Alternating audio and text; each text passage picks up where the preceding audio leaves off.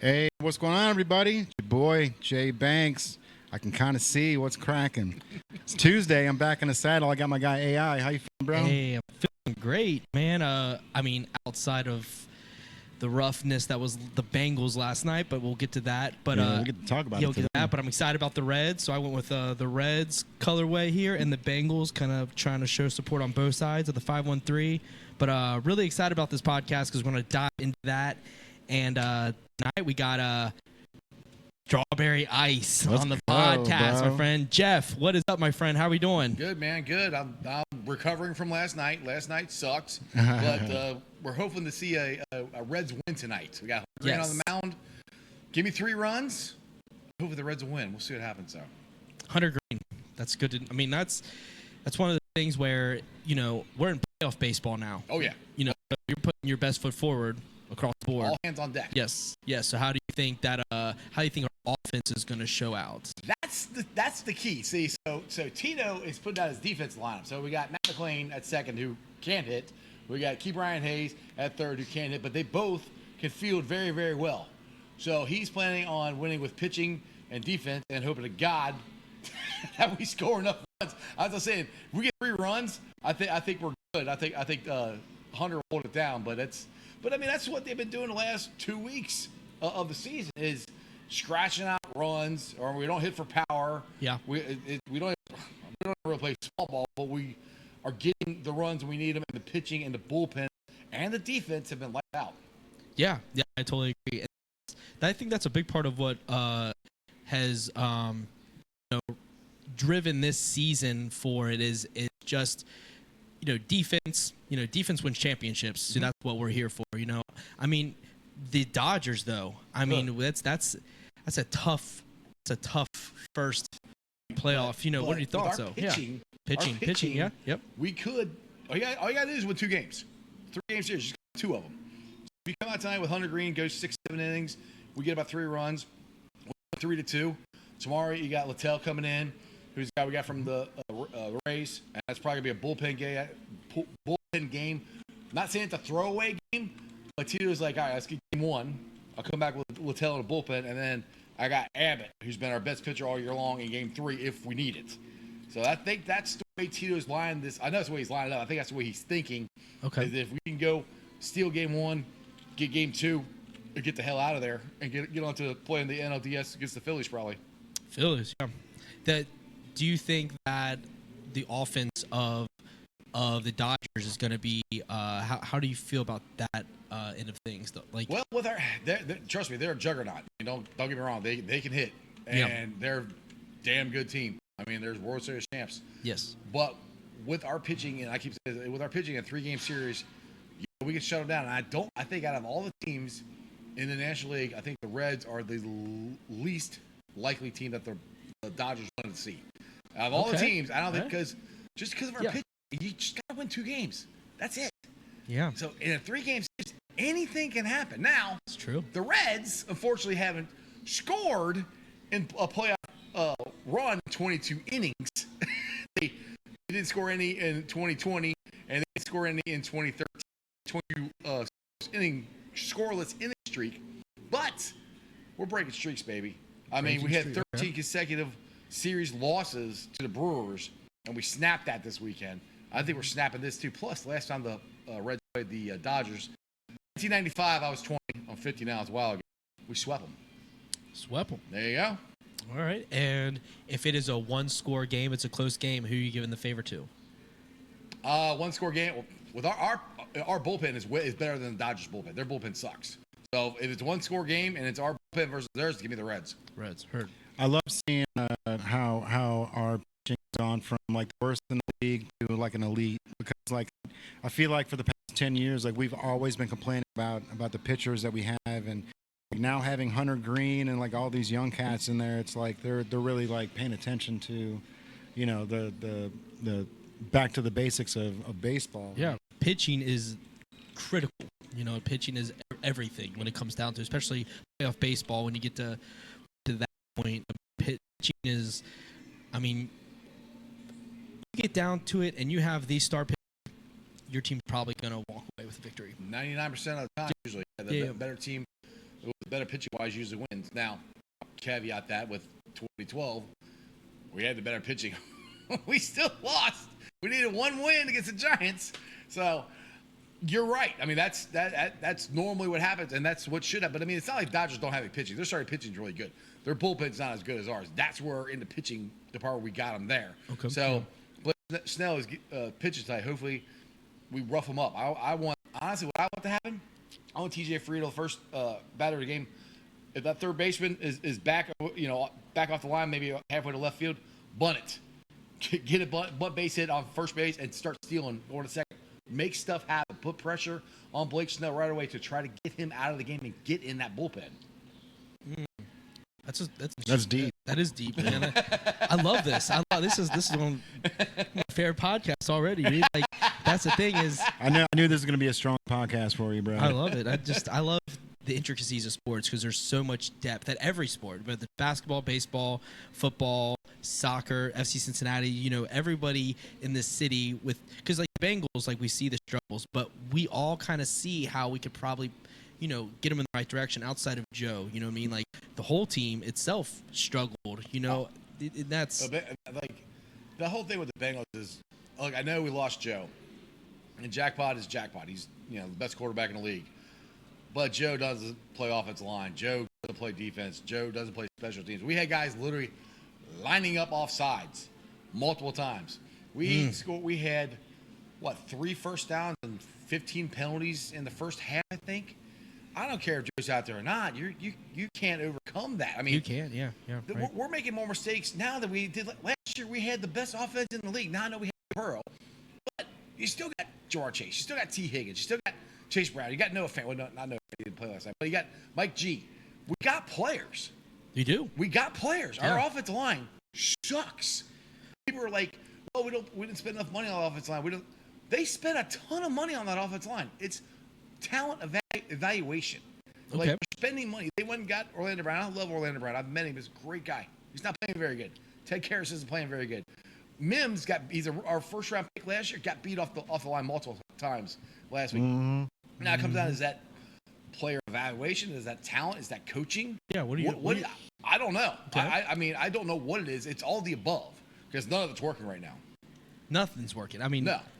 Based on what we watched last night against the Denver Broncos, they even Burrow, we're still losing that game 28-17. Probably, yeah. You know what I mean? So, yeah. We scored 3 points. So you give Joe Burrow 2 touchdowns, and then you're not winning. We scored 13 points in 2 weeks. That's it. 13 points in 2 weeks? We scored three last night and 10 last week. That's it. 13 points in 2 weeks. Mm-hmm. If you get 13 runs in 2 weeks in baseball, you're feeling pretty good. Feel pretty good, yeah. But that's not that far-fetched. No. You know what I mean? And like, we're talking football, though. We're talking football. Right. We're talking throwing a touchdown is 6 and an extra point. And a field goal's 3. That's a lot to get in baseball. 3 is a lot when you get one kick in football. So the fact that we're not able to push the ball down the field, we have these athletes and that we should be using in space. They could take the route of how the Patriots used to run with Tom Brady and just use those athletes in space and let them block for each other and run. They're not doing any strategic on that front. They're letting Jake Browning try to move, and he can't move even like Burrow. And he's. Well, I think Jake lost confidence. To be honest, I agree. There were 2 because not Joe. Troy pointed it out last night. There were 2 of it, and Jake made a pass, and they completed the pass over the middle. One was to, I think, Chase Brown. The other one was might have been to Mike G. I can't remember. But either way, I know one of them, Chase, was gone in the middle of the field, and he missed him. The other one might have been Mike G. Somebody with the 2 of them. Oh yeah, over the top. They were gone, and he took the check down, and it's right there. Yeah. But I think last night Jake was more worried about turning the ball because he's turned the ball over a ton. Yeah. In his first two times playing. I think he's more worried about not turning the ball and not making mistakes. And he wasn't playing like Jake Browning. Jake Browning's a gunslinger. Jake Browning will push the ball down the field, and he wasn't. And once we got behind the sticks, they couldn't run the ball because they had to try to make up, and the Denver Broncos just pinned their ears back and went after us. And our offensive line could not hold up. Yeah, I totally agree. I think he did play a little reserved and not his true self because he's gotta let it rip. He has to throw the ball in tough situations, especially when you got Jamar Chase out there. You the best wide receiver going against not always the best cornerback. So like you have to take advantage of that separation and talent. And even furthermore, scared football don't win football games. Yeah, and Chase is one against the cornerback for Denver slips my mind right now, but they Bo Nix? huh? Yeah, that's a The quarterback. cornerback. not Oh, the quarterback. The cornerback was covering. They faced each other in college because Chase went to LSU and the cornerback went to Alabama, and Chase burned him. Chase owned him, but Jamar, they couldn't get the ball to him, and that's the thing is like they haven't schemed like last year toward the end of the year. They're scheming up all kinds of stuff to get the ball to Jamar. Mm-hmm. They were not force feeding the ball to Jamar. They weren't.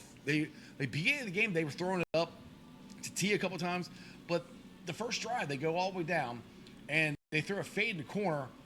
Which if Joe's throwing it, he's throwing it up a little higher and loftier, and T's got a shot to get. Jake throws it. There's no chance to catch it. Now, some people have come out, like I heard Tom Brennan say on the radio this morning, that he knew the game was over then because it went for a field goal instead of the touchdown.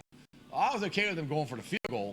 The problem is we went for we got the field goal, and then the defense played great. We got 3 and out, and we got the ball back.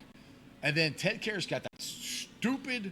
What was that? I still have tried to figure. It wasn't a false start Because he moved his head up. You can do that. That was a defensive. Right. Yeah, He I didn't know. move the ball. I can. I can replay the play. Yeah, in my I'm mind. screaming on TV like, Me what too. are you talking I'm right about? in this room here. Right. I watch it here. These are great here. It's awesome. I got Red Zone, Right. Oh, and I yeah. got the game on those 2 TVs. It's There you the best place in the city to watch. I'm gonna have to Low check it out sometime. it's worth it. Sundays are fun here. But I watched it. I'm like watching real time with a friend. I'm like, you said he did not move. I'm like, he can move his head. He's got to look up. He's got to look up. What are you gonna Yeah. do? But the thing is, Yeah. once that happened, everybody else went, whack. It was just a dumpster fire after that. We couldn't line up on sides. We couldn't block anybody. Yeah. It was. I'm like, what? I've never seen anything like it in my life. That them playing that bad, and it's not that the Bengals aren't. They're not talentless. They're a talented team. They got guys who can play. They're good players. They are. Yeah. They're playing bad. And is that the coaching? I mean, and everything like other NFL teams, if you have back-to-back games like this, you have this much talent, coach is probably getting fired after that or pretty soon getting fired. Yes. On a hot seat for sure. Yeah, I mean, I'm not calling for Zach's job because I really like Zach, but you can't keep doing this every single week and expect to keep a job. You just can't. Right, especially when you got that much money on the line, man. Right. Yeah. And that much talent. I mean, they shouldn't be playing like this. Yeah, and that's the thing. Like when I watch the game, it's like I don't know if like everyone is just like lost faith in the team, but there's no way that Joe Burrow changes the pendulum that much, right? You know what I mean? Yeah, But like he when can't fix he's everything. He's not God. right, yeah. But when he's out, it's like where's the enthusiasm from the rest of the team? Right. Like I just and you see some of the young guys like Demetrius Knight had a good game yesterday.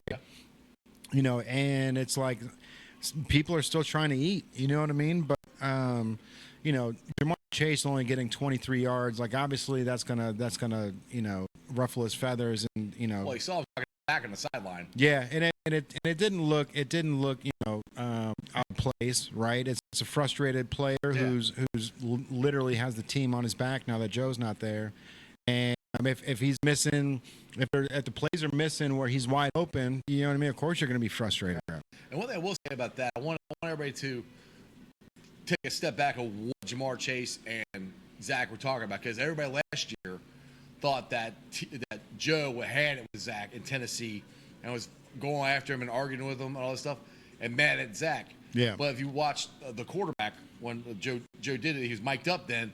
He was just frustrated with the way they were playing. He's just playing like shit. Right, yeah. He would have been going nuts last night, pissed off at everybody else because they're playing that crap. And I think that's what Jamar might be saying too. Like, this is not acceptable. Yeah. Right. We got to play better than this. The Bengals standard is higher than this. Yeah, and think about it like throw in the Eagles in the mix here, okay? So the Eagles are 3-0. But AJ Brown is getting upset. He's upset because he's getting no targets because they don't have to throw the ball. Like No, they have the tush push. they can do whatever they want. They can fake the tush push. Did you see that? I did. That's did. ridiculous. It's crazy. Oh, you got to be kidding me. It's wild. But AJ Brown's they're mad and they're they haven't lost now. No, they're undefeated, and he's pissed off. Exactly. Right. The thing is, that's Jamar Chase. Sammy's in the building. Hey, Sammy. If we were undefeated, Jamar Chase would not be upset. Right. He wouldn't. We didn't talk about this at all. Yeah, he would be, Okay. and if he had his little targets as he has now, if we're winning. Yeah, he might be, like gets more catches, but he's not going to go on Twitter and do anything like that. Right, exactly. It's a different type of frustration. Yeah. Yeah, I mean, AJ Brown, the thing about his career, though, everywhere he goes, he's like on the back burner.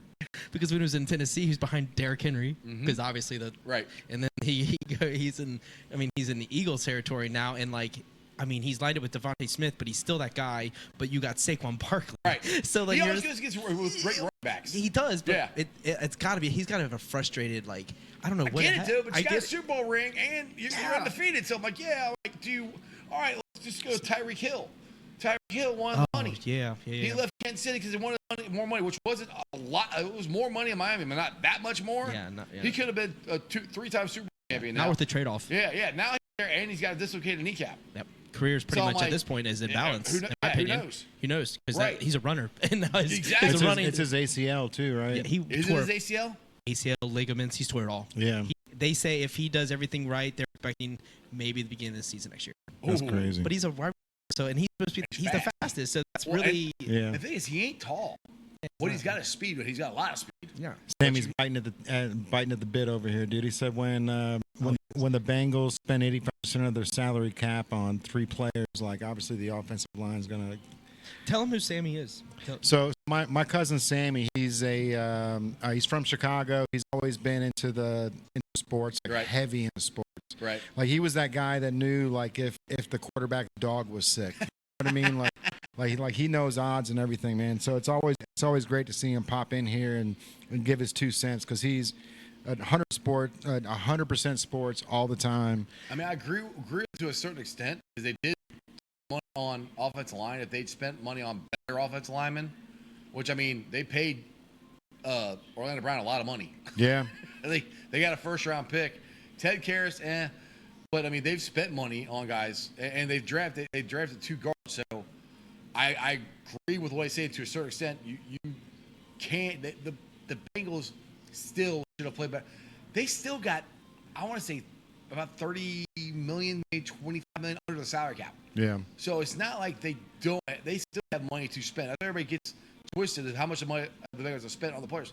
They still got money. Mm-hmm. They could have spent. They could go out and spend it on other people next year. Yeah. Which hopefully we'll do that, but hopefully they'll turn this around. But so at this point, man, are you searching for a new quarterback? Or are you just hoping that we go 3 and 14? I mean, I don't people are like, all right, so let's look at this. Say we keep playing like we are, or maybe we get a little bit better, and we're still drafted in the top 5.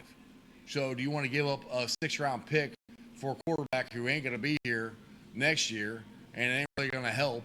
Because I don't think a quarterback fixes what our problem is. Right. And I know it's a 6th-round pick, but if they're going to blow this thing up, which if it keeps going like it is, they're going to have to blow this thing up. Mm-hmm. You want all the draft picks you can get.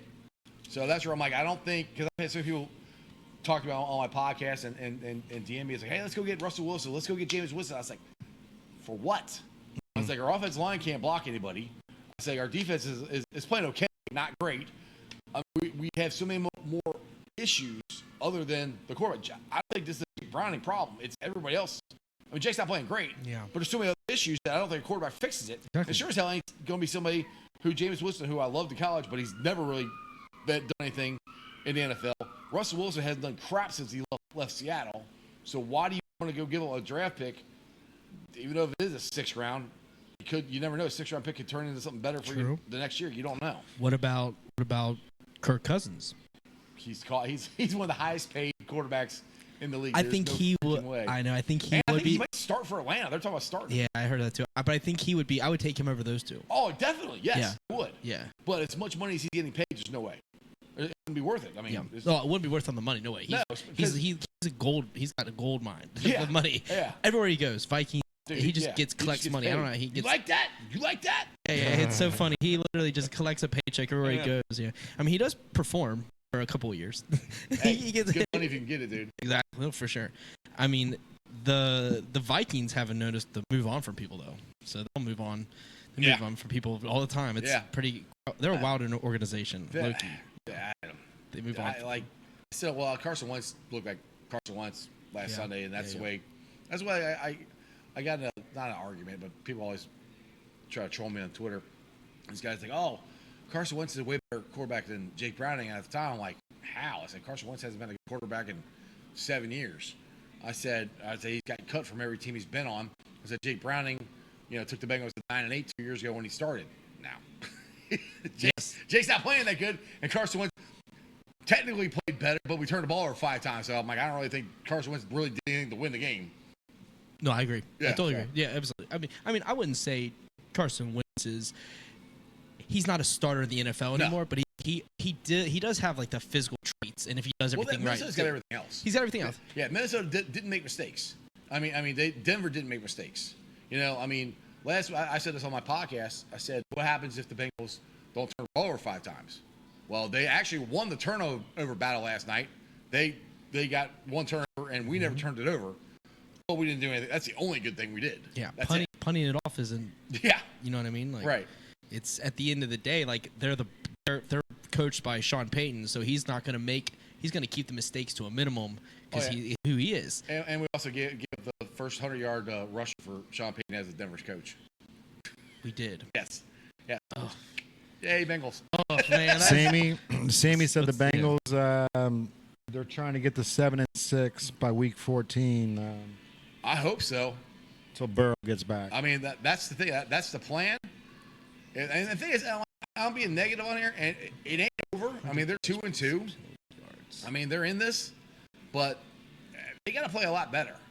So, and I'll go back to what I said at the beginning is with the Reds, and I keep going back to. Please. We gave up on the Reds. I know I personally gave up on the Reds so many times. They made it to the playoffs. We're not even in this last day of September. We're not even in the first just finishing the first month of the season. We got a long ways.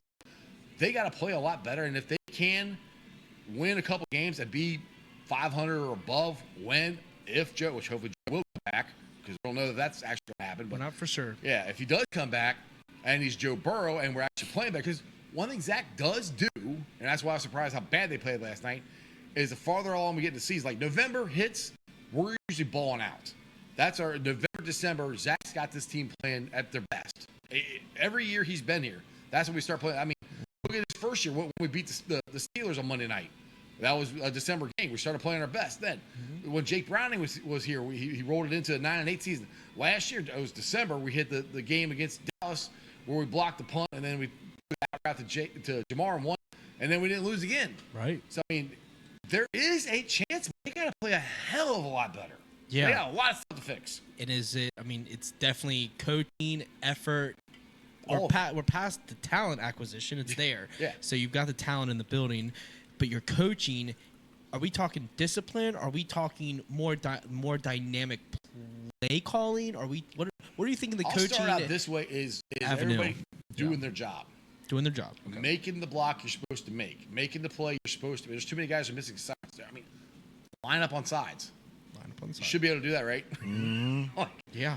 That we did that. Line up in the game of play. Line up in the proper game of play. I mean, I'd start out with that, figuring out, making sure you're doing the stuff right, and then hopefully the play call will come around. But it's kind of hard to have dynamic play calling when you can't trust the guys to do their assignment that they're supposed to do. So how are you supposed to have dynamic play calling if this guy can't even block the guy that's in front of him, or this guy is running the wrong route or whatever?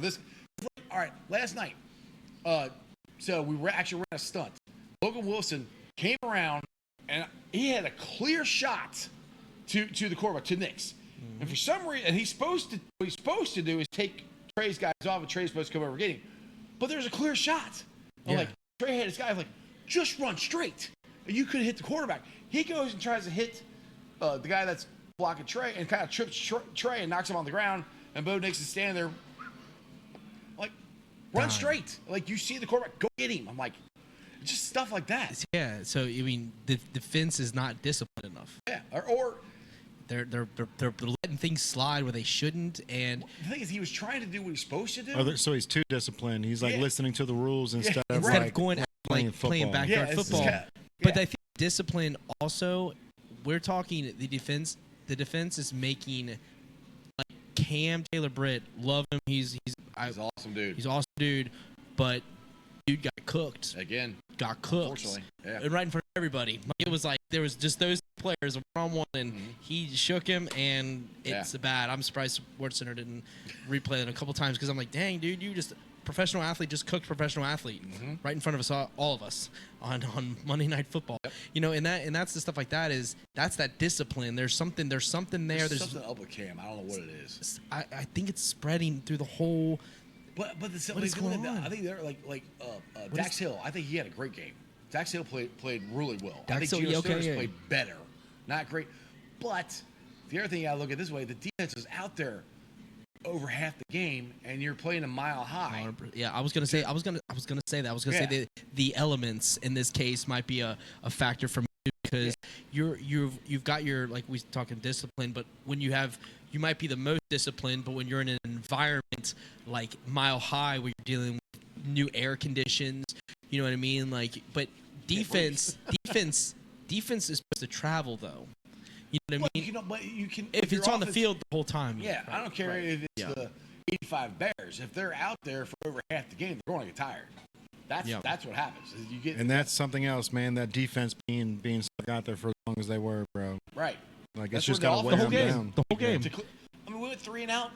I don't know. I don't think we got a first down in the second half. We did. It was maybe 1. I mean, you can't go 5 consecutive times 3 and out. Right. I mean, you turn around, the guys are just barely starting to get their breath, and they got to go back out there. You get 3 yards, 4 yards of play, and you can't lose. Right. So we've got to figure out a way to get 4 yards of play, and they can't seem to move any yards. No. At all. They started really good in the first drive. First drive looked great. But them for field goal. Yeah, we got a field goal. Well, I was okay with that. We need to score, get that on the board. Like I said, Ted Karras got that false start, and then it just went downhill from there. But it was a false start. It was a terrible call. It's a bad call. I don't think there's got to be something in NFL because they go over every call. Yeah, that guy should go back to ref school. Yeah. What's that? Well, we can talk about this. I think they should have full-time refs. I mean, Okay. these guys are doctors, lawyers, and different things like that. They do this part-time. Yeah. Will it help? I don't know, but sure as hell couldn't hurt. Yeah. I mean, they make more money. The NFL makes more money than anybody. Why can't you pay your referees full-time? And then during the offseason, Crazy, you I guys didn't are know that. going to school and going to clinics and stuff and trying to get better at your job. Right. Why can't they have full-time refs? Yeah, and be able to study the game and watch the game all the time instead of like I've got to do this surgery tomorrow at 7 a.m. I gotta go save that's this crazy. guy's life. Screw it, I'm gonna go. That's wild, man. Check out The refs aren't full time. Yeah. No. That's insane. Yeah. And a company as big as that, it's just like a part-time gig for something as big, for as much money that's on the line. Every play. You know what I mean? Like with the sports gambling and everything, and you just got some doctor from Cincinnati that's just a part-time gig is reffing games. But that blows my mind. Yeah, but the thing is, like, you've heard of like incremental ref decisions. Like you can call holding on every play if you wanted. You could shift the game. Yeah, based on for sure. incremental calls. Yeah, but somebody as blatantly obvious as that. Exactly. Right, but think about if they're part time, what do they have to lose if they're doing right? You know all what I mean? that ref's got to do is look at the ball. Did he move the ball? No. Then it's not a false start. Correct. That's it. What does his head do with it? Yeah. Right. If he moves his legs, though, He moves his leg. He didn't. He didn't. He moved his head up to look up. He just was in front of him. Apparently you're not allowed to look what's in front of you. That is. What do you guys think about that 32-yard pass to T. Higgins that we had a penalty on for that? Like something like that. I feel like if there was no penalty during that, like Browning would have had a little bit more confidence to keep throwing bombs out there. Like it could have changed the entire pendulum of the game. One play changes a game. One bounce of a ball. So I think that really makes a difference in the confidence of Browning. But it only goes so far if the defense is, like we said, like they're not missing on small plays and the penalties. The penalties, we got how many yards in penalties? I think Sam said it right there earlier, like over 100 yards. Over 100 yards in penalties. Yeah, it's crazy. You cannot win a football game that way. Yeah. No, you can't do that. I mean, but to your point, because like I said, I think Browning either lost his confidence or was trying so hard to not make mistakes. If he completes that play, I think he's like, all right, I'm back. And then let's go do another one. Let's go. He never pushed the ball down the field after that. Right. Everything was dink and dunk in front. If that, I mean, and we had 3 and out like all the time. So scared football. Right. Like Scared football don't make no money. exactly, because you're looking at it. We're the type of offense that has to throw it on the field. We have to Right. we our two highest paid guys are meant to catch over the cornerback. Well, it's just like Or, the well, at first least one, T. the fade to the corner. If he throws that up a little higher and lofts a little bit for give T a chance, T had no shot to get that. Yeah. If he can get that at the beginning of the game, That's and we huge. get a touchdown. That changes. That stuff. changes Like, everything. Right. I was like, Yeah. because Jake's coming in and thrown 5 interceptions already. I mean, he didn't throw any interceptions last night. But Yeah, we didn't throw the ball down. There was no chance for it. No, they didn't even get a chance to get an interception. Yeah, They don't- right. There was no opportunity for the cornerback to make one. Throwing it from me to you. Yeah, That's- his checkdowns were crazy. He did that one, like you were saying, that was open for Gesicki. There's 2 of us. One was, I think, his second. The other one I know was Chase. Yeah, He but checked out to the Gesicki guy in was front. by himself, By himself. alone, Twice. alone in the backfield. Yeah, you hit alone. that. It's a touchdown. It's a touchdown. That's it. Yeah. And it's not that of a pass, I would say, if you're a professional quarterback. No. So he was just scared. He was just scared to take that risk. Because, I mean, he couldn't have not saw him because the guy was right there. It was They right were in front of him. literally- Same place. Yeah, it's Same like, place, 10 yards I'm throwing apart. it to you, but he's over there. You Exactly. can see that. Yeah, Like, there's no way he didn't see it. right. So that's scared football, and that's really what he's going to continue that. We're definitely not going to. You got to compete with the Lions by being gunslinger. Dude. Now, the funny thing is, this would be typical Bengals. We are like, oh, doom and gloom. We're going to suck, yada, yada, yada. We have no shot of being the Detroit Lions. Their offense is awesome. Watch, we'll go out and win. Which would be fine. And if we do, 3-2. Right. Like, Right. You're That's- not. I mean- you're definitely on something. and the thing is, like, the Ravens are 1-3. They won't win. That's it. So, I mean, if somehow, some way, they can figure out how to get back to playing Bengal football, they're still in this thing. Right. As crazy as it sounds, as bad as last 2 weeks have been. Yeah, and give time for Burrow to get in. Now we don't know for sure if he's going to come back, but if he's in, if we're in contention and he's healthy, I'm sure he'll step. He's going to step in. They're in contention. He's doing everything he can to Exactly, and if get they're back. not. In his then- Instagram message, he said, "See you soon." I took that as "See you soon" this year, yeah, but Yeah. I always look at everything with was Rose-colored glasses. Yeah. Well, I say orange-colored glasses because of the Bengals, yeah, Right. I like We're that. talking Reds is rose-colored glasses. yeah. Right. Well, speaking of the Reds, man, we got a big game tonight, dude. Yes, sir. And we were talking about the pitching earlier. The game starts at 9, so it's in LA, right? Yep. And the Dodgers are a force to be reckoned with, dude. So, like, where do you think do you think we make it past the Dodgers? Like you said, it is. You just got to win 2.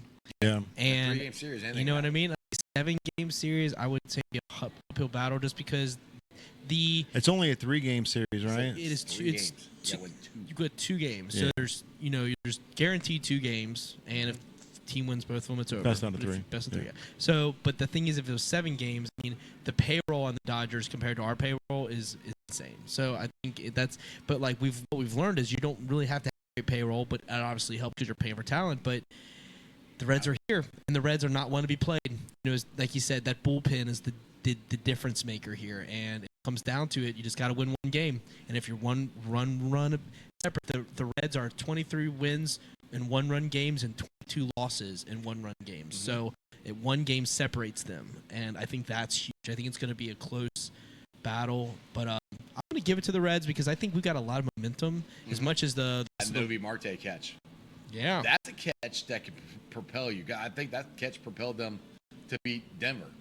That's just, they don't make those catches. Yeah. And the other thing I say is 2 years ago, wild card team, the Arizona Diamondbacks, they didn't spend any money. They lost in the World Series, but they made it to the World Series. So it can happen. Yeah. yeah. And that's the thing with the Reds, with their pitching and their bullpen. They have enough pitching to get there. The defense is playing good. It's just, can they hit enough? And I don't know the answer to that. I'm hoping so.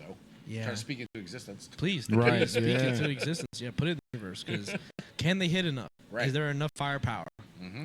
That's the big question. Right. Because the Dodgers are going to come out swinging. Oh, yeah. They're gonna swing. Oh, yeah. They got the best player, probably the best player in baseball history, Shohei Ohtani. Exactly. But he's starting tonight. So. He's starting tonight. That is, he's worth a price. Or no, he's not starting. Snell is, my bad. But he's gonna hit, right? He's going to hit tonight. Yeah, I gonna think hit. he's pitching. Pitch tomorrow. tomorrow. Right. He's not. It's not special night. I messed it up. Yeah. That's the thing is, but Shohei on that field, he's worth the price of $1 million. Oh, dude, he's ridiculous. It's crazy. I mean, Best to be player able to do ever. what he does. I mean, he could win you 20 games and he hits you 50 home runs. I mean, that's Babe Ruth stuff. And Yeah. Babe Ruth gave up pitching so he could hit. Shohei still does it. Yeah. That's crazy. Yeah, and the level of athlete that he went against compared to what Babe went back in the day, it's a totally different ball game. The nutrition, everything that's about baseball now. For him to do that in this current landscape is insane. It's insane. Insane. I remember we had a pitcher a couple years ago. I can't remember his name right now, but he was a relief pitcher and he could hit. And they started putting him in the outfield. And I thought that was crazy because he would go play the outfield, and then he'd come in and relief. I think he plays for the Detroit now. Somebody in the chat probably could remember his name. I can't remember his name right now. But that was the first guy I ever seen do that. Yeah, And so Shohei does a starting pitcher. It's crazy. that's wild. Yeah, especially when it comes to baseball, man. You knew that, when it comes to pitching, like, you were just a pitcher. Like that was your job. Like you're not in the outfield. You're not chasing balls down. But for somebody like him, bro, like, he's like a once in a lifetime athlete. Oh, You know he what I is. mean? Like Yeah. somebody you didn't see coming. And when he gets here, he's like, holy shit, Holy bro. shit, Like yeah. that's I mean, the pitchers don't even hit anymore. right. It's DH throughout baseball. Yeah. No pitchers hit anymore except for Shohei. Right. Like, That's insane. That's how crazier it is. There is no pitchers that hit. I mean, isn't that what you want? Like growing up as a kid, like you want to be the pitcher and you want to be fucking like the fourth batter up. You know what I mean? You want to play cleanup. Yeah. And it's like it never turns out that way. Like the pitcher's always, like you said, he's always got a DH coming in for him. You know what I mean? Yeah. Like, so to be on both sides of the fence like that, it's crazy that it's a rarity. You know what I mean? 'Cause I feel like it's rare. Okay. I mean, I feel like most pitchers that like in the major leagues, they should be the best at hitting, right? Because they've Well, I think they concentrate so much on pitching. That's why it's hard. I mean, it's how hard it is to be able to get a major league batter out. oh yeah, It takes every ounce of effort to be able to get the Rumble. ball to do what you want it to do. Yeah. To do that. That's why these guys don't have time. And then I'll say this: the hardest thing to do in sports is take a round bat, and hit a round ball. Yeah. at 100 miles an hour. At 100 miles an hour, that's breaking your 90-degree angles, cutting in on you, cutting outside. Man, I saw Buzzing at your head. I I mean, saw a slider the other day, bro, that just like fucking blew my mind. Like, was that a different baseball that they used? Like this thing literally, it looked like AI. It just came right at his kneecaps and then slid across the plate where it like ended up in like the batter's box on the left side. It's like, holy shit, dude. Yeah. That was one of those things. Crazy. So, like Brunson Arroyo, like when we had him, I heard that it was really hard to hit off of Brunson Arroyo because he wasn't fast. Like Yes. everybody's throwing like 90, 94.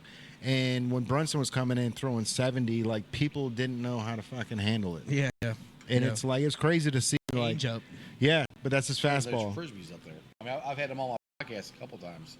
And Yeah. he's talking about that. I just go and threw frisbees, and he's all about getting guys off balance, which is That's key Yeah, because which- everybody's like they're ready to, Right. the second the ball comes out of the glove, and if you have to hesitate, all of a sudden you start hitching that bat, Mm-hmm.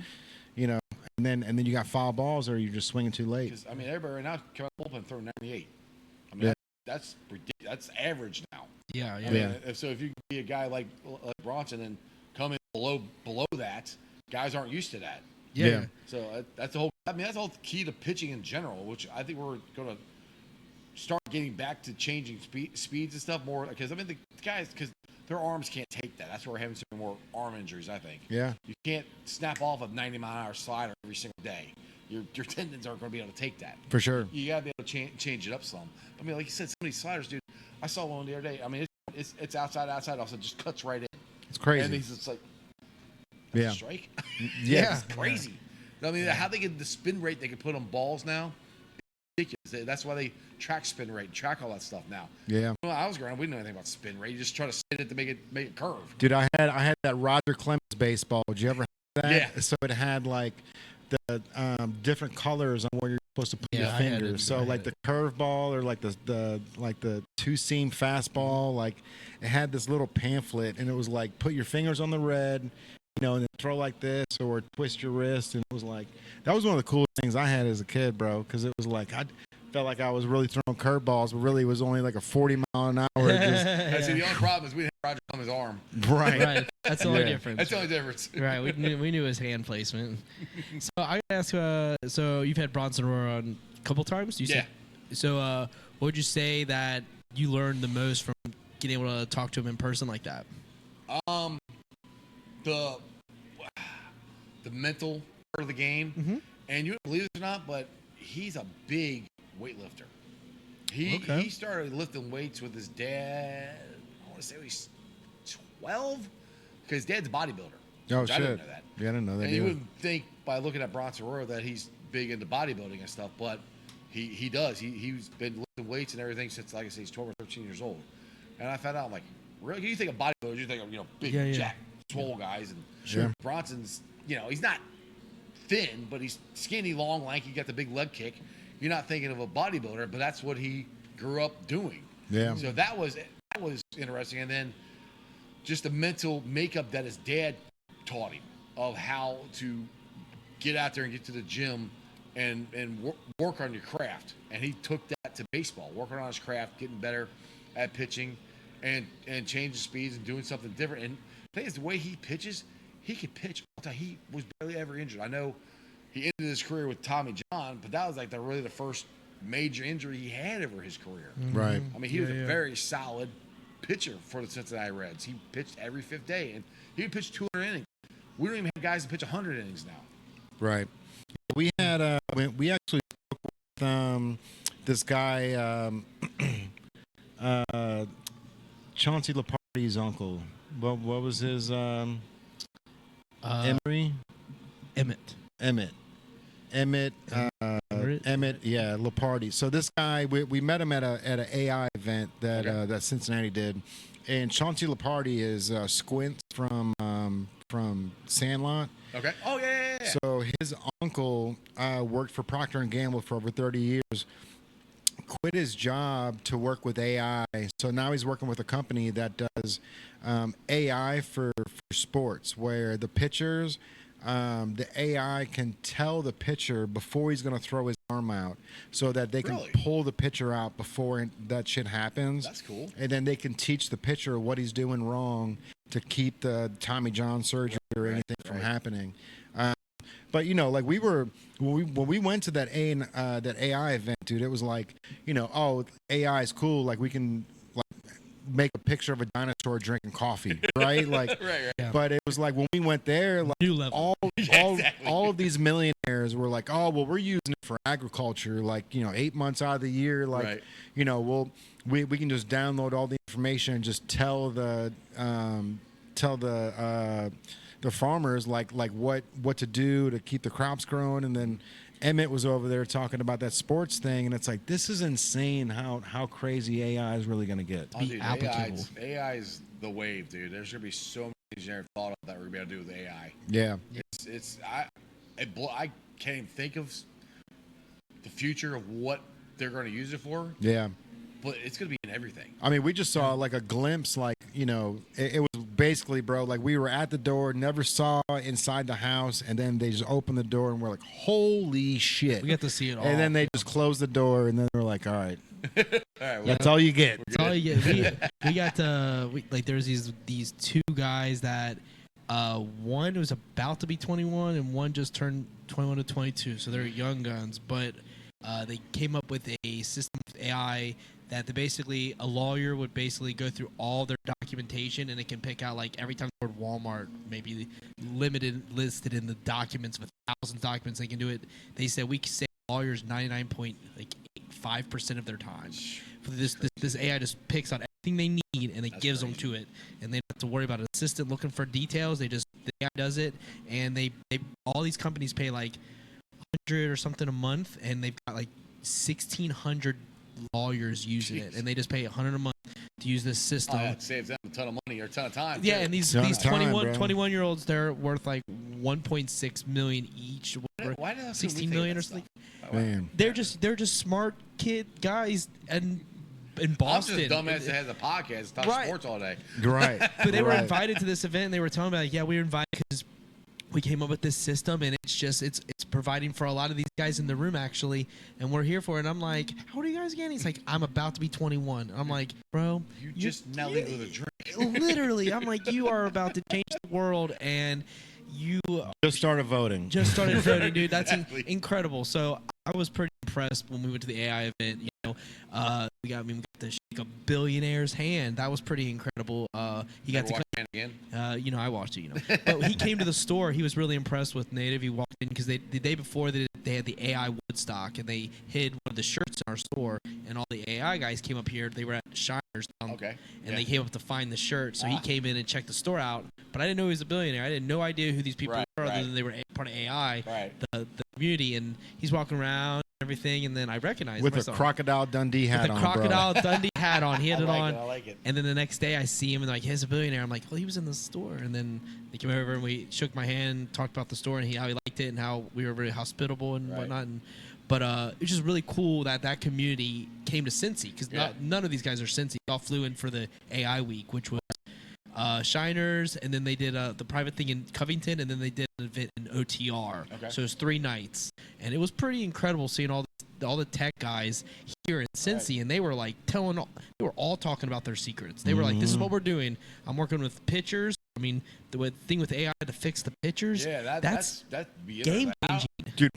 Like when we heard that, I was like, "Holy cow! This AI thing's Do they way have bigger than we realized." something on their arm. They just check with the camera. How are they figuring out? I don't think it's anything attached to the body. I didn't.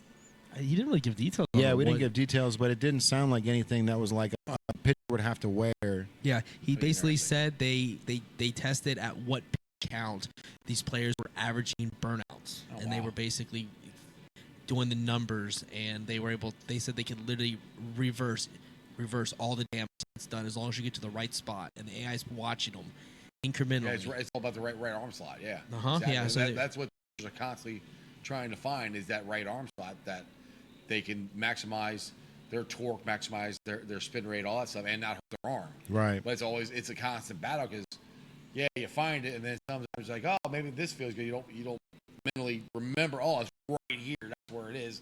Sometimes it's down there. Like, I mean, let's go to Bronson Arroyo. Bronson didn't have the same arm slot. He threw it from down here. He threw it from up here. He threw it down lower. I mean, he would never went over the top. Yeah. So I mean, that would be interesting to see what they would say about him, the way he would throw it. yeah, I'm seriously. AI sparks out. Right. Can't figure him out. Going to implode. Right. Play me a song. See you. I see Bronson Arroyo. Yeah. Actually, we had him. Last year I had him. We did a live show at one Logger House, and he was there playing his music. Oh, Down there. nice. You guys got to check out any of his music. He's Oh, yeah. Have heard it. Yeah. But he's He's good dude. stuff. He writes it all himself. I mean, it's cool. Every time he comes on the podcast, I always let him play. So that's the one thing on YouTube. I can't get copyrighted because it's his song. Yeah. And he's singing it, so they can't Right. copyright me for that. So go ahead, play it. He's always been cool as a clam, bro. Like Yeah. even a decade ago, I used to see him down at the Manhattan Harbor over in Dayton, Right. Kentucky. He just had a houseboat down there. He's like, this is where I live during the red season, and then after the season, he's like, I just hop on my boat, drive down to Florida, bro. Just take the boat and just cruise up or downstream. I don't know. Does he have a car? I'm sure he does. That's it. But at the time he had a buddy named Tony that was basically like his best friend from childhood. That he big time screwed him over with money, and I think Tony even went behind his back and sold his boat or something crazy like that. What? Okay. But yeah, at the time, like Tony was the guy that like he would do everything for him. He's just a childhood friend. Now he's that got was- a wife for that. yeah, He married a Cincinnati girl, so I know he's here. Nicole, yeah, I've been friends with Nicole a long time, Oh, have man. you? She's dope, yeah. But anyways, man, we got about 10 more minutes, bro. What do you want to get back to Bengals? You want to I do kind of want to talk a little bit of football because the Reds game is going to be starting here in a little bit. But before we sir. close it out, How are you guys? I do want to talk a little football. So if you're not following the Bengals, is there any team, any other players, anything that you follow outside of the Bengals? Well, my beautiful wife here is a Buccaneers fan. Oh, that's who it is. I thought okay. I thought we had some customers. Kind of by marriage, have to follow them. I mean, they. Okay. So this is my sports life here. Yeah, let's hear it. To her for 28 years, but she's awesome and wonderful. But Shout out. her team's won the Super Bowl twice. Those are fighting words already. Yes, bro. the Tampa Bay Lightning have won it 3 times. Blown the Stanley Cup 3 times.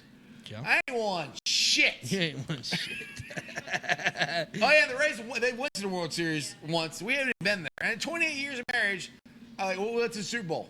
That's all I've got. God. Yeah. Dude, so I lived in. Trust me, that my brother-in-law, they remind me all the time about it. Like, thanks. That's hilarious. That is hilarious. That is rough. Dude, I lived in Tampa in my single years, bro. And the Tampa Bay Lightning games are the best games to go to, dude. It's awesome. I bet. Dude, it's like Tampa. It's always like hot and humid, right? Okay, that's why we so, moved. So yeah. I lived for a year and a half. It was too hot. Oh my god. All right, yeah. Let me get the hell out of here. I lived in Ybor City for 2 years, yeah. man. But it was like whenever you wanted to go to the Tampa Bay Lightning games, it was like you would meet more groups of girls down there than you would at the nightclub because Really? because all the girls they all want to wear the jacket, Right. they all want to wear the scarf and stuff like that. And Tampa it's a t-shirt and shorts and flip-flop kind of city, right? Yeah. So you go down there, it's like everyone's got the jacket on, everyone's got the scarf on, because it's it's a They're all hockey sweating game. their asses off. Yeah, right. asses off. Yeah. I would be. I'm like, yo, dude, I've been down there in November and December, and they got jeans and coats on. I'm walking around in shorts and a t-shirt. I'm like, the hell is wrong with you guys? It's like 80 degrees here. Oh, it's freezing. It's freezing for people in Tampa. God love my father-in-law. That man will get cold in 90-degree weather. Mm-hmm. I mean, I've literally they would not have their air on. If I would have a conversation with him sometimes, I would go outside of his house and stand by the window and talk to him because it was cooler outside than it was inside his house. That's hilarious, dude. Yeah, Tampa was wild, man. Just being out there and having that connection that I did. I was, like I said, I was in Ybor City, but it's funny because you can see like out of towners and locals. Like if it's 70 or below, like we're bundled up because we never get to wear it. You know what I mean? It's not because we're cold. That's funny. When I lived down there, I'm like, screw it, I'm throwing jeans on just because I haven't worn any in a while, but I'm sweating my ass off. Oh yeah. Because I'll never forget this. I had to be at work at like 7 in the morning, and when we first got married, we lived in an upstairs apartment. So I would walk out the door, go downstairs, get in my truck, and go to work. By the time I opened the door, and this heat, the humidity just smacked you in the face, bro. Yeah. By the time I literally walked down one flight of stairs to my truck, I was sweating already. It's 6 in the morning. Yeah. It's 6. What? Does it ever cool off here? Right. Oh, it's crazy, dude. It cools off between 4 and 5 o'clock when it rains, dude. That's it. It rains about between 3 and 4 every single day. Yeah. And it's hotter than it was before. Yeah, because it's humid. Right. Yeah. It rains every day. Every day for a half hour. Yes. Every day for a half hour while you're in your car on the way home from work, dude. Like clockwork. Yeah. Don't get started on how they handle tornadoes. Oh, they don't care. No, they don't care because we'll veer off. Yeah. We're in an upstairs apartment. In Ohio, boy, we have tornadoes. Siren goes off. We're going downstairs. Yeah, basement. We're in an upstairs apartment. So my wife and my sister were there, and I'm going. We're watching the news because they don't have tornado warnings. Right. We're watching the news. Oh, there's a tornado spotted. Such. I'm like, that's like a block away from us. They're like, yep. Yeah. I'm like, where do we go? What do you mean? I'm like, if the tornado comes this way, where do we go? Like, I don't know. It'll veer off. I don't know. Yeah. Like, what are you talking about? I'm like, I'm diving in the tub, throwing blankets over me, and then going, that's fine. Y'all are crazy, man. Crazy. Yeah. That's wild. That is crazy. Tampa was crazy because it's under sea level too, man. So like when a hurricane comes or when rain comes, like Ybor City just gets flooded, bro. Like they'll just put out the sand, like the blocks of sand, just put them right in front of the doors and stuff. Like literally, just like a movie, bro. And it's like every time it rains. Not every time it rains. Every time it's like the hurricanes come. Well, they got hit. Well, what was last year? St. Pete got hit. Yeah. And we went down to visit, and St. Pete Beach, there was roads that were they were gone. No They were shit. covered in just sand. Yeah. The roads are still there, but the sand all washed over. So they were. I mean, last time I was down there, they were still. They got most of it cleaned up, but they were still cleaning stuff up. Yeah. Yeah, St. Pete was dope, man. St. Pete and Clearwater. Every Sunday, I would me and my buddy would drive down to the beach. We would stop at Target, buy a bunch of Corona, and just get drunk on the beach. We would meet like a new group of people every single Sunday, bro. Right. And then Sunday evening, we would go to that Skyline Chili, like right there on the beach. If you had that Skyline there. Hell yeah, bro. Well, so you remember they used to have a Skyline on the beach. that's the one That's that what- okay, that's what yeah, you're talking about. it looked like a white that shack, one was all, like, dude, we went there. outdoor pool table. It was beautiful. We had Skyline, we had beer and beach. Like, come on now. Yeah, bro. It was great. Yeah, so every Sunday we would just go to the beach. We would spend all day drinking the Coronas, and once sunset hit, we would go to Skyline. It was so the Skyline had an indoor spot, but it was super small, like maybe like 4 tables. But then they had an outdoor spot that had a bar, $4 pitchers of Miller Lite, and a pool table. But that was all outside, and it was memories. it was above like a t-shirt shack, dude. It was like the cool. And it was apparently it was like 4 like lawyers or 4 doctors that moved to Florida, and Yeah. they missed Skyline so much they were like, let's just buy the franchise. They closed it now. It's not even there anymore. I heard, They yeah. got the other one they got the one on 19. So, funny thing is, my mother-in-law, every time we go down there, she'd be like, oh, we got to go to Skyline. And I'm going, I love Skyline. I get it all the time. Yeah, Like, and it like, doesn't taste the same. The cheese down there tasted like it was actually like shredded. which should be a good thing. But like for some reason, I like the way that the cheese here doesn't Right. melt as fast as like real shredded cheese would. Yeah, the cheese that they get here comes out of the bag. Right? They have it, but like they already shred it elsewhere. They bring it in, It's right? delicious. Oh, yeah. it's great. If you have to shred it yourself, I don't you want to take- know what they do to it. I don't care. I don't It's care good. either. Yeah, Me either. I don't want to know what to do either. Right. I want it to stay as is. Yeah. I- whatever that Yeah, talcum don't- powder is on the don't- outside of it, don't tell me, Keep bro. me in the dark. I'm good. Keep me in the dark. Let me just live my life. I mean, Exactly. the experience is great there. But shout out to Skyline. Shout out to Gold Star. The battle is within. What are you going for? That's a good question, bro. We should end it on that because we're all big sports guys. Yeah. Skyline Chili and Gold Star were both sponsors of the Bengals. So like when it comes to Gold Star or Skyline, bro, like do you like one over the other? Oh yeah. Do you? He says, oh I'm yeah. Skyline. You're Skyline? Yeah, I'm Skyline. Now, the funny thing is, I like Gold Star's burgers. Oh, they're They got good incredible, burgers. bro. They got good burgers. They're In-N-Out burgers. And it's not like I won't eat Gold Star, but I have my choice of Skyline. I've been Skyline my entire life. Yeah. Nice. Yeah. You gotta pick. You can't just Gotta you can't- You grew up in Cincinnati. You gotta pick. Do you It's kinda do you eat 3-ways or Conies? like I'm usually if we go into the restaurant, I like a regular 3-way and I'll get like 2 cheese conies. But if I go through the drive-through, I'm 4 cheese conies. Gotcha. They just I don't know why. That's just interesting. the way I am. Yeah. I get that. Well, I mean, you got to have one Coney for the ride home, Oh, yeah. right? Yeah. And then you don't want to get to the house and then have to just Yeah, exactly. bust out the 3-way. Yeah. I usually can't wait that long. I just pull her side of the road and just start crushing. Right? Yeah, dude. Yeah. I always think there's a second question to the Gold Star Skyline saga, right? Because everybody is so one or the other. Yeah. But I really feel like the second question needs to be like, is it 3-ways or is it Conies? Because when it comes to Skyline, like the chili for Skyline, I love way better than Gold Star. Yeah. Right. Gold Star's Conies, the chili's thicker, right, and the buns are fluffier. But I don't necessarily like all that bread. I like Skyline where it soaks into the bun. soaked in, and then Yeah. it makes it a little bit smaller. Yeah, a I had little bit. buddies of mine who are Gold Star friends. Like, you like that runny chili? I was like, yeah, it soaks into the bun. Hell yeah, dude. Yeah, Like, that's bro. good stuff. Yeah.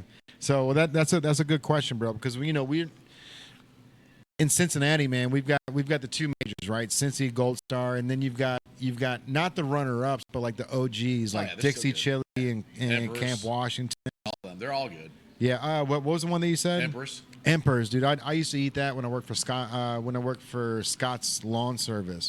There was an Empress chili like out in like Crittenden, Kentucky, like somewhere. It was Yeah. basically like inside a truck stop, and I was like, "This is the shit." Yeah, bro. it's Every good. time I was over there, I was like, "I'm getting But Empress." Camp Washington's a legend. They've been there forever. Yeah, That's good. That's good chili. What's like? 'Cause there's only one spot. Right. Yep. That's it. And they have a good chili pizza. Oh, really? Yeah, Chili pizza. There's chili pizza out there. Oh, you're opening my eyes. Empress chili? Yeah? Empress? You ever had that? Yeah. They have an amazing chili pizza. I didn't know they had chili pizza. Yeah. You need to get chili pizza. Yeah, it's incredible. There's Newport Newport has one Pizza too. does the chili pizza. Oh, yeah? Newport pizza, yeah. But Empress is... So I got one of that. I haven't had it in a while, and I hope they still sell it, but it was one of the best things I was just like you, but it's a long time. I'm like, this exists? And they're like, yeah, try it. And I was like, oh my goodness. And I ate it, and it just hits everything you'd want in one little moment. You know, but I will say I am a Skyline fan first and foremost. You know, I like Gold Star as its place, and I do agree with those Gold Star burgers. But if I'm driving down the street and I have both the same option and they're not close to proximity, I'm pulling in the Skyline. Yep. Exactly. I'm pulling in the Skyline chili. I don't know why. I can't date back to when that started, but I'm pulling in the Skyline. I think it's the cinnamon. They put in it, dude. You know, It's that good, might dude. be it. It might be It's it. I good. don't know. There's something nostalgia. So, I got one for you to try. This is a hack that I'm hoping Skyline will come out with sometime. So we had corn dogs that I put in the air fryer. Okay. Put Skyline chili on the corn dog. Oh my God, it'll change your Skyline life. chili on Let a it corn soak dog? up a little bit. Yeah. And then you put Dude. cheese on top of that? Yes, Okay. dude. Ooh. I'm telling you, it's good. Let's go. It's good. I like to put cheese fries on top of the cone. You guys get me hungry. I gotta go Yeah. get some. Right? Dixie chili. Dixie Hey. chili's good for that because you get the waffle fries. Yeah. And then you put the cheese on it, and on a Skyline, it's like you get the fried texture with the coney. Yeah. And that's that's a superior move. I've learned that, and I haven't gone back. I always get loaded just cheese fries, nothing more, because the chili's in the coney, I'm good there. You know what I mean? And I want the soggy fries with the chili. right. Yeah. And Dixie's right down the street. Dixie Chili's right down the street. They're That's actually pretty competitive, good too. I didn't have that until a couple years ago. I didn't know it existed until. It's great. Yeah. and it's open late, Yeah. Are they? 3 in the morning on weekends. Oh, that's smart. They're one of the last things open. Everyone's after the bars and all that. Yeah, that's really smart. Yeah, they are very smart. They got that down, dude. That place have got it figured out. They have the line. You have to go through everybody. Like Yeah, have it like figured the turnstile. Turnstile, yeah. Yeah. Like you're at Kings Island. right, and then you get there and you order your slew of food, and they have plenty of seating. It's the place to be on a Friday or Saturday night. Yeah. But before we get out of here, though, I'd love to hear your social media and tell us what you're about to do next. Anything you want to talk about? Well, you can check me out every day, Monday through Friday, live on Every my day. YouTube channel. Every day. Well, Monday through Friday, not the weekends. Well, sometimes on the weekends, but mostly every day, Monday through Friday, live 5:30 on the YouTube channel Sports with Strawberry Ice. You can follow me on X, look up Sports with Strawberry Ice, but the handle is at Jeff A. Trunipole. Facebook, Twitch, YouTube. What else am I? Oh, I got Substack.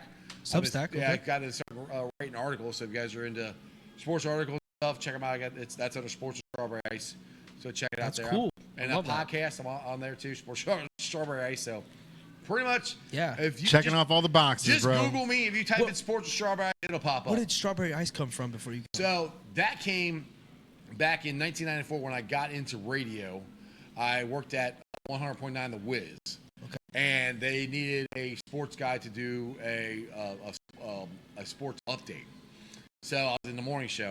So the guy Freddie Red was like, man, we can't call you Jeff. I'm like, I don't give a crap what you call me. Why don't you put me on the radio? Yeah. Vanilla Ice was big back in the 90s. I'm a white guy, red face, so they call me Strawberry Ice. Let's go. That's cool. And then when I started the YouTube show about 8 years ago, I was like, let's go with Sports with Strawberry Ice. Kind of rolls off the tongue. So Love that. got it. I didn't name myself this dumb name. Hey, that's cool, though. I love the name. Bro. I like it too, honestly. I mean, you don't know what it means, and there's a lot of questions. How'd you get that? Like, It's cool. I'm glad you answered the question. Thank you. Man, I wish I found out you were at the Wiz beginning of the podcast, bro. Oh, yeah. I used to work for Kiss 107. I did like internship, and then I ended up getting a job in there, and then it was like, you know. I worked at Wiz when I had Swift and Comets Mall. I don't think it exists anymore. Oh, wow. It was 1994. This is 30 years ago. Yeah, for sure. A long time ago. Man, it's the money's not there, bro. Like you can't, you know, and it was like you can't pay me in CDs. Like, you know what I mean? Like I was getting CDs. I was 19. I didn't give a crap if they paid me or not. I just wanted to get on the radio. Right? That was my thing. Yeah, that's awesome. Yeah, I was probably around the same thing. I was out of high school. Before I was 21. But yeah, like 19, 20, 21, 22 is when I was working for Kiss. Small world, bro. Yes, sir. So, Strawberry Ice, bro. I appreciate you for being down here. So you said Monday through Friday. YouTube is where most people catch It goes your live on action. YouTube Monday through Friday, live at 5:30. Live at 5. And if you bro. hit the bell for notifications, if I go some a different time, it'll notify you. Cool. There you go. All right, man. I think it's going to wrap up another episode of PowWow. So I appreciate the sponsors, Duffified and One Heart Medical. Thank you guys. I appreciate you for always being a part of the journey that we're on. Next week, we've got Playgirls Cincinnati. It's 3 girls that are throwing parties downtown. And I think I'm going to try to hook them up with Dusty Flint. I think, I talked to Dustin yesterday about the Halloween stuff that he does. Every Halloween, he's got all those, different, like, risque style, like hustler style outfits for Halloween. So, he's like, oh, we've got a ton of them, bro, and like all half off right now. He's like, it's hard to compete with Spirit Halloween. I'm like, bro, but like your products, like, they're meant to be whipped in. You know what I mean? Like you're meant to be whipped in your products. So it's like, let's get them out there. So, all right, everybody, I appreciate you guys. We will be back next Tuesday, and if not before that. So we're actually working on trying to get some VFriend streams out there. So appreciate you guys. We'll see you next Tuesday. Another episode of the PowWow. It's your boy Jay Banks. Hey, we're out of here. Later. Awesome. Tomorrow night's T. Higgins. Yeah.